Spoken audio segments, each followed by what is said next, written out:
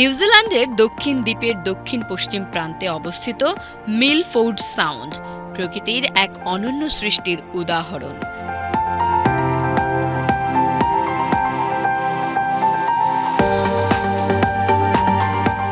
উঁচু পাহাড়, গর্জনরত জলপ্রপাত, গভীর নীল জলরাশি আর কুয়াশায় মোড়া উপত্যকার দৃশ্য যেন কোনো শিল্পীর তুলিতে আঁকা এক অলৌকিক ছবি। মিলফোর্ড সাউন্ড মূলত একটি ফিওর্ড বা হিমবাহ উপত্যকা, যা প্রায় 10,000 বছর আগে বরফ যুগের গ্লেশিয়ার গলে তৈরি হয়।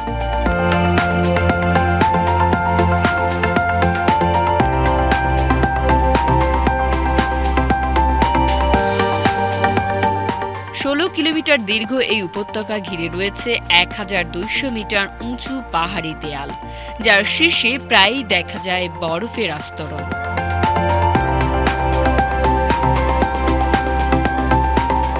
এই অঞ্চলের আবহাওয়া প্রায়ই রহস্যময় কুয়াশা ও বৃষ্টিতে ভরা থাকে। বছরে গড়ে প্রায় 7,000 মিলিমিটার বৃষ্টিপাত হয় এখানে, যা মিলফোর্ড সাউন্ডকে পৃথিবীর অন্যতম বেশি বৃষ্টিপ্রবণ অঞ্চলগুলোর একটি বানিয়েছে।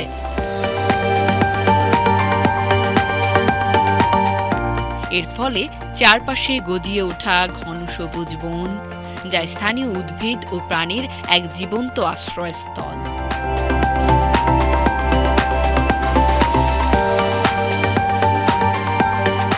প্রাণীজগৎ মিলফোর্ড সাউন্ডকে করেছে আরও প্রাণবন্ত। এখানকার জলে দেখা মেলে ডলফিন, ফারসিল এবং মাঝে মাঝে হ্যাম্পব্যাক তিমি বা অর্কা তিমির। পাহাড়ি পাথরের গায়ে প্রায়ই দেখা যায় বিরল প্রজাতির পাখি, যেমন ফিওর্ড ল্যান্ড ক্রেস্টেড পেঙ্গুইন, যা শুধু এই অঞ্চলেরই বাসিন্দা। মিলফোর্ড সাউন্ডে ভ্রমণের জন্য সবচেয়ে জনপ্রিয় উপায় হল ক্রুজ ট্যুর। অনেকেই বেছে নেন কায়াকিং, হাইকিং বা ফ্লাইট সাইটসিইং ট্যুর, যেখান থেকে দেখা যায় পুরো উপত্যকার মহিমান্বিত রূপ।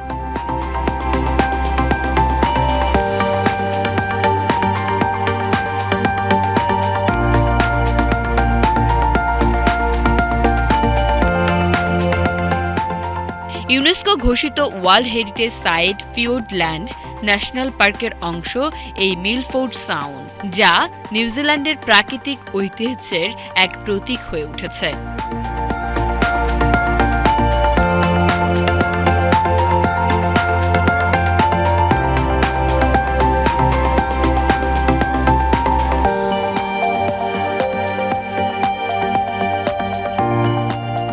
মিলফোর্ড সাউন্ড শুধু একটি প্রাকৃতিক সৌন্দর্যের স্থান নয়, এটি যেন পৃথিবীর কোলে লুকিয়ে থাকা এক শান্ত অভয়ারণ্য, যেখানে প্রকৃতি নিজেই তার মহিমা ও রহস্যের গল্প বলে যায়।